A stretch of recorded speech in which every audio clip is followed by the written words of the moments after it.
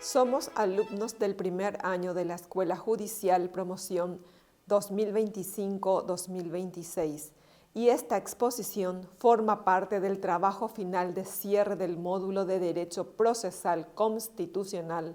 bajo la dirección del docente Dr. Rubén Galeano.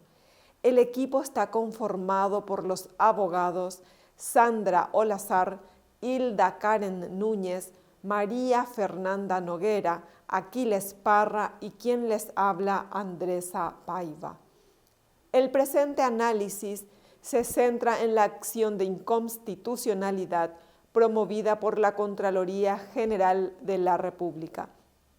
En el marco del expediente de amparo caratulado, amparo constitucional promovido por el señor Juan Carlos Lezcano Flecha contra Contraloría General de la República, iniciado por el ciudadano Juan Carlos, quien solicitó el acceso a las declaraciones juradas de bienes y rentas de un grupo de funcionarios públicos. Ante la negativa de la Contraloría, Lezcano promovió el recurso de amparo constitucional que fue favorable para él en ambas instancias. Y como reacción procesal, la Contraloría interpuso una acción de inconstitucionalidad contra las piezas de las resoluciones judiciales recaídas en los autos del amparo, al igual que contra la acordada que reglamenta la tramitación por vía del amparo, individualizadas de la siguiente manera. La sentencia definitiva número 24/2018 del Juzgado Penal de Garantías número 4 y su aclaratoria. La resolución, acuerdo y sentencia número 30 del año 2018 dictada por el Tribunal de Apelación en lo Penal Primera Sala y su aclaratoria. Y la acordada número 1005 del año 2015 dictada por la Corte Suprema de Justicia con la finalidad de reglamentar la tramitación jurisdiccional del derecho de acceso a la información pública. La resolución que constituye el eje de nuestro estudio fue dictada por el Pleno de la Corte Suprema de Justicia en respuesta a dicha acción de inconstitucionalidad. En ella se analizan los alcances del derecho de acceso a la información pública, el derecho a la privacidad, la validez constitucional de la acordada número 1005/15 y la tensión entre la garantía del derecho a ser informado y la garantía del derecho a la privacidad. Los votos que serán objeto de nuestro análisis fueron emitidos por los siguientes ministros: el doctor Alberto Martínez Simón, Manuel de Jesús Ramírez Candia, Riera Hunter, Eugenio Jiménez y la doctora María Carolina Llanes. Como fundamento de su acción, la Contraloría sostuvo que la acordada número 1005/15 es inconstitucional por no tener rango de ley al haber sido dictada por el Poder Judicial y no por el Poder Legislativo. Alegó que dicha reglamentación no puede establecer requisitos procesales para el ejercicio de un derecho fundamental, como el acceso a la información pública, y que las declaraciones juradas contienen datos sensibles cuya divulgación debe ser a petición de un órgano jurisdiccional, lo cual lo convierte en custodio del patrimonio documental del declarante. Nuestro equipo se enfocará en los fundamentos jurídicos expuestos por los ministros en cuanto a la interpretación constitucional y convencional del derecho de acceso a la información pública, la validez de la acordada número 1005/15 como instrumento reglamentario, y el conflicto entre derecho a ser informado y derecho a la privacidad. Este caso representa un precedente relevante en la jurisprudencia paraguaya al poner en debate el alcance de los derechos constitucionales, la legitimidad de los instrumentos reglamentarios y el equilibrio entre el interés público y la privacidad. El análisis de los votos de los ministros nos permitirá comprender cómo se construyen los criterios interpretativos en el seno del máximo tribunal, y nosotros expondremos nuestro criterio jurídico personal sobre un voto, el que nos compete analizar, para después arribar a una conclusión grupal coincidente o no con el sentido de la parte resolutiva del acuerdo y sentencia analizado. Me fue asignado el análisis del voto del ministro Dr. Alberto Martínez Simón. El ministro sostuvo que la Contraloría General de la República, al intentar justificar su negativa a proporcionar información pública, presentó una serie de excusas infundadas. En cuanto a la acción de inconstitucionalidad directa, afirmó que toda información obrante en la Contraloría General es pública, conforme al artículo 2 de la Ley de Acceso a la Información Pública, y que las declaraciones juradas no están protegidas por reserva legal. Citó el caso Claude Reyes versus Chile de la Corte Interamericana de Derechos Humanos para reforzar la interpretación amplia del derecho al acceso a la información. Concluyó que los fallos judiciales cuestionados no vulneran la Constitución, por lo que la acción es inviable. En cuanto a la inconstitucionalidad indirecta, defendió la validez de la acordada número 1005 de la Corte Suprema, señalando que, aunque no exista una reglamentación específica, debe garantizarse el acceso a la información mediante una vía procesal efectiva, siendo el amparo el mecanismo más idóneo. Afirmó que la Ley 5.282/14 no establece un procedimiento concreto y que en esta acordada la Corte solo indicó un camino procesal compatible con el artículo 25 de la Convención Americana. También rechazó la vía contencioso-administrativa como camino procesal eficiente para el caso que nos ocupa, argumentando que no se trata de un acto administrativo, sino de la omisión de un mandato constitucional. Sin embargo, mi parte disiente parcialmente con estos argumentos. Si bien comparte el rechazo de la acción directa, considera que este rechazo debe ser parcial, reconociendo que las declaraciones juradas sí están sujetas a reserva legal, conforme al artículo 3 de la Ley 5033. No obstante, esta parte aclara que esto no impide a la Contraloría General brindar información sobre la evolución patrimonial de los funcionarios públicos, sin llegar a la necesidad de exhibir el documento original, ponderando así el derecho a la información y el derecho a la intimidad.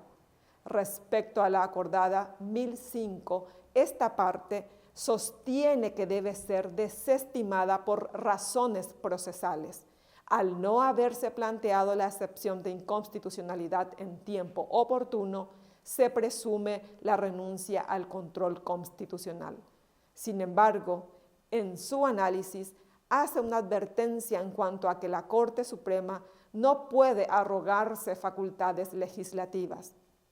ni siquiera para suplir vacíos normativos procesales, ya que ello vulnera el principio de separación de poderes consagrados en el artículo 3 de la Constitución. En conclusión, si bien comparte en lo neurálgico la solución arribada por el ministro cuyo voto es examinado, el análisis realizado por mi parte propone una visión más equilibrada entre transparencia y privacidad, y reafirma la necesidad de respetar los límites institucionales en la producción normativa para preservar el Estado de Derecho. Le saluda la abogada Hilda Karen Núñez. y les presento un resumen del análisis sobre el voto y los fundamentos emitidos por el ministro de la Corte Suprema, Dr. Manuel de Jesús Ramírez Candia. Cabe mencionar brevemente las resoluciones que fueron atacadas de inconstitucionalidad, la cual fueron 2 resoluciones dictadas por el Juzgado Penal de Garantías número 4 y 2 acuerdos y sentencias emitidas por el Tribunal de Apelación en lo Penal Primera Sala, en el cual él sostiene que las resoluciones judiciales que ordenan la publicación de las declaraciones juradas de bienes y rentas de los funcionarios no son inconstitucionales, ya que cumplen con el objeto de todo proceso de amparo que protege los principios y derechos constitucionales, es decir, que el derecho a la información es un derecho fundamental, lo cual el ministro fundamenta su decisión en el artículo 28 de la Constitución del derecho a informarse, que menciona que él reconoce el derecho de las personas a recibir información veraz, responsable y ecuánime. Las fuentes públicas de información son libres para todos, y esto se refuerza con la Ley 5282/14, Libre Acceso Ciudadano a la Información Pública. Además, afirma que toda conducta de los funcionarios públicos deben estar expuesta a la ciudadanía para ejercer un control efectivo sobre la idoneidad, es decir, que la ciudadanía pueda ejercer control sobre la conducta técnica y moral de los funcionarios. Sigue manifestando que en el acuerdo y sentencia número 1306/2013 de la Corte Suprema ya había considerado el amparo como vía idónea en casos de acceso a la información pública. El ministro entiende que el amparo es procedente como vía rápida y eficaz para proteger este derecho. No hubo arbitrariedad en las resoluciones judiciales previas, sino cumplimiento de los principios constitucionales.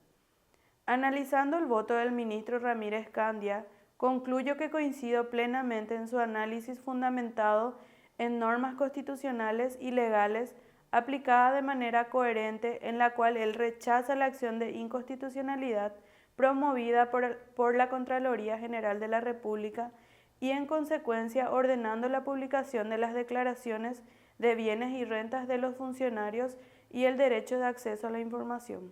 Soy la abogada María Fernanda Noguera. Me tocó analizar sobre el voto del doctor Eugenio Jiménez Rolón. En este análisis pudimos verificar que se trata de una acción de inconstitucionalidad promovida por la Contraloría General de la República contra resoluciones que en un amparo ordenaron la entrega de declaraciones juradas de bienes y rentas de altas autoridades públicas. Este conflicto gira en torno a si dichas declaraciones son información pública, en base a la Ley 5282/14, que es la del acceso a la información pública, el artículo 28 de la Constitución Nacional, o información restringida, que es la Ley 5033/13,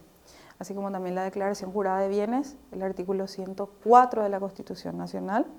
y el artículo 36 de la Constitución Nacional, que habla de la intimidad y patrimonio documental. Bueno, en esta posición el ministro Jiménez Rolón sostuvo en su voto que señaló que los presupuestos del amparo, la ilegitimidad manifiesta urgencia, inexistencia de vías ordinarias previas y lesión grave, que no estaban configurados en este caso. También criticó que las instancias anteriores hayan utilizado la acordada 1005/15 para admitir el amparo, cuando en realidad esta no habilitaba la vía directa del amparo, sino que solo establecía reglas de tramitación. Aplicó el principio de lex specialis derogat legit generali, concluyendo que la Ley 5033/13 prevalece sobre la Ley 5282/14 en materia de declaraciones juradas. Resaltó también que las declaraciones contienen datos patrimoniales y personales sensibles, incluidos cónyuges e hijos menores, protegidos por el derecho a la intimidad del artículo 33 de la Constitución Nacional, y el patrimonio documental, que habla en el artículo 36 de la Constitución Nacional. En consecuencia, él sostuvo que las resoluciones judiciales que ordenaron la entrega generalizada de las declaraciones violaron el artículo 256 de la Constitución Nacional, que toda sentencia debe fundarse en la Constitución y en la ley, porque ignoraron la normativa específica aplicable. Por lo tanto, él propuso hacer lugar parcialmente a la acción de inconstitucionalidad, declarando la nulidad de los fallos de primera y segunda instancia, aunque no así respecto a la acordada 1015. Y desde la perspectiva del ministro Eugenio Jiménez Rolón, las normas constitucionales, legales, no fueron aplicadas por los jueces inferiores, pues privilegiaron la ley 5.282/14 sobre la ley 5.033/13 sin justificación válida. Se pasó por alto la protección constitucional de la intimidad y el patrimonio documental de las personas.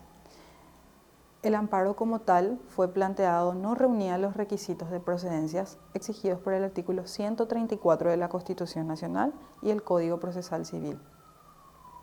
Por lo tanto, concluyo que la acción de inconstitucionalidad planteada por la Contraloría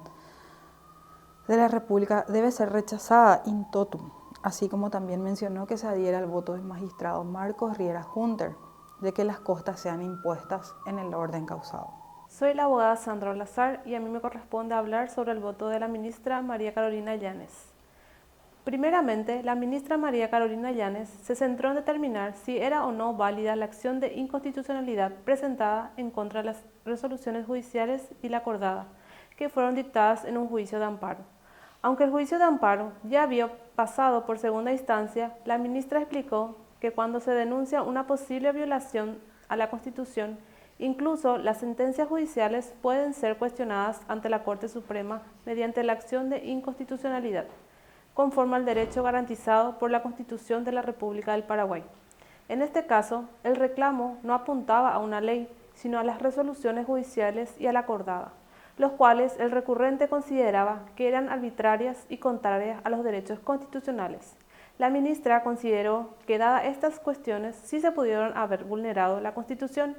y que efectivamente correspondía a la Corte analizar el fondo del asunto. Pero la ministra en su análisis sostuvo que las declaraciones juradas de bienes y rentas son de información pública y no son confidenciales, ya que los que ejercen funciones públicas son mandatarios del pueblo y por tanto deben de rendir cuentas sobre el manejo de sus bienes y su gestión. Pero que hay datos expresamente clasificados como secretos, reservados o sensibles que no pueden ser revelados sin autorización del funcionario afectado o sin orden judicial expresa. También explicó que la Corte no se excedió al dictar esa acordada 1005/15. Aclaró que no se creó una nueva norma, sino que simplemente organizó la forma de ejercer un derecho ya reconocido por la Constitución, que es la de pedir información pública a través del amparo. La ministra actuó conforme a la Constitución como a los compromisos internacionales del Paraguay. Además, reforzó el rol de la Contraloría y a la de la acción del amparo como medios legítimos para garantizar el acceso a la información pública no protegida. Mi opinión con respecto al voto de la ministra sería que fue acertado y bien fundamentado, ya que ella hizo una aplicación coherente de la Constitución Nacional, de las leyes vigentes y de los tratados internacionales que el Paraguay ya ha ratificado en materia de transparencia y lucha contra la corrupción. Y me parece importante destacar que no se quedó solo con la letra de la ley, sino que ella buscó el sentido, la coherencia del conjunto normativo, priorizando siempre el interés general y el derecho ciudadano a saber cómo se maneja el patrimonio público. Por otro lado, la misma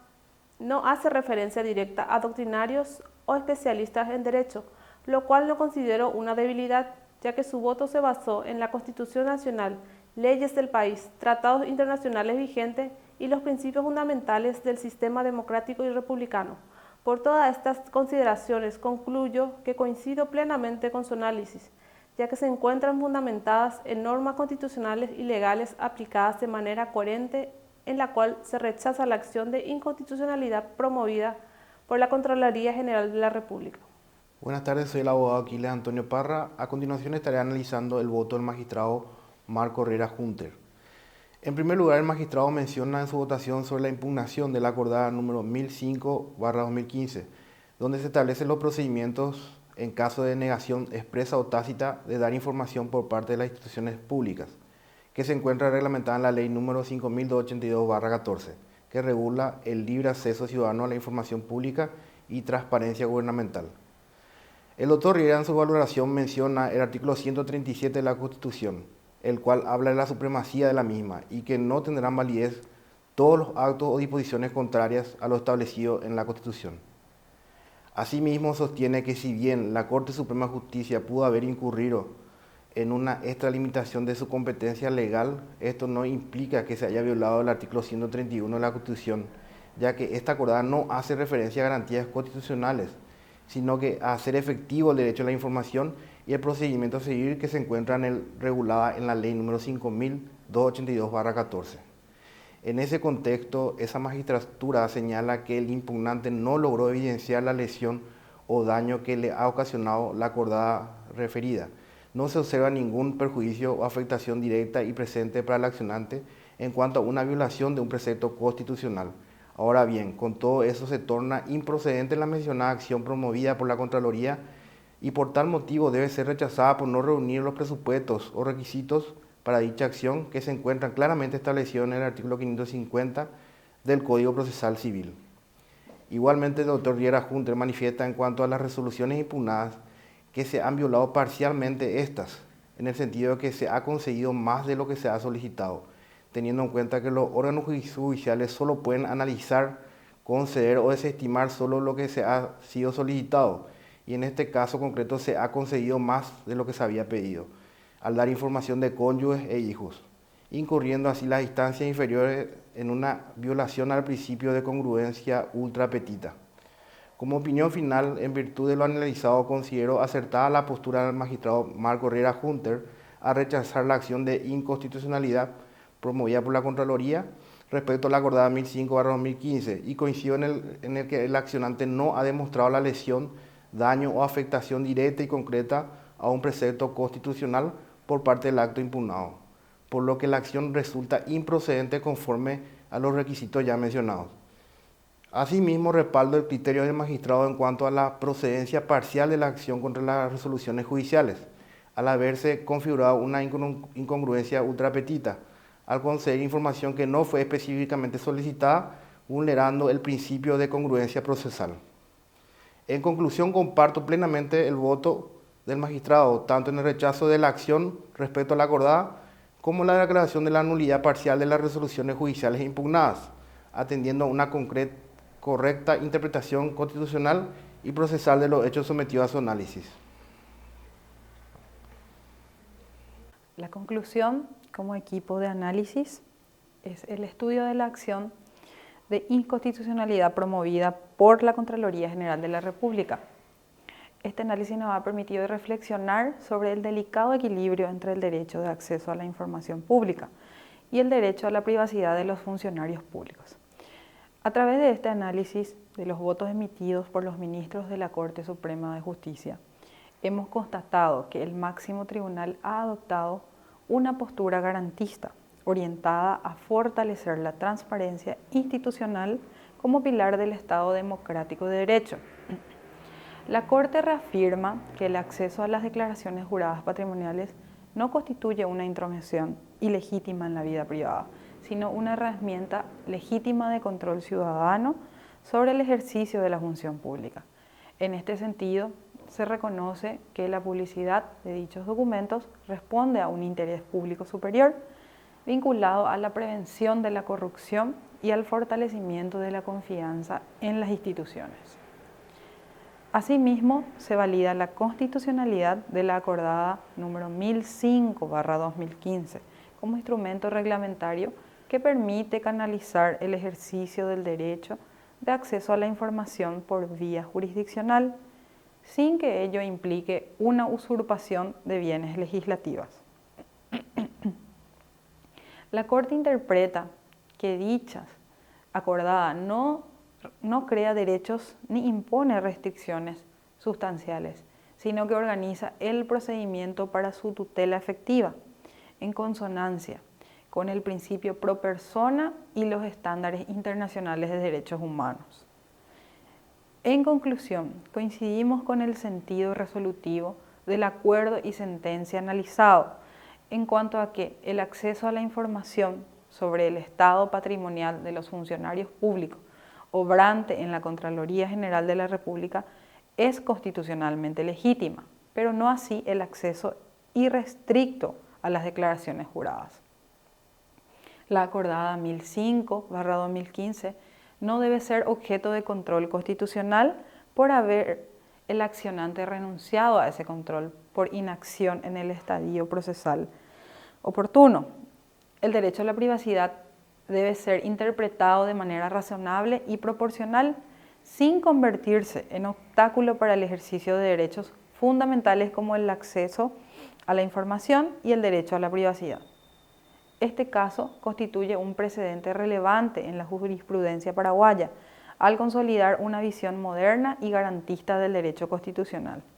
y nos invita como futuros operadores jurídicos a seguir promoviendo una justicia comprometida con la transparencia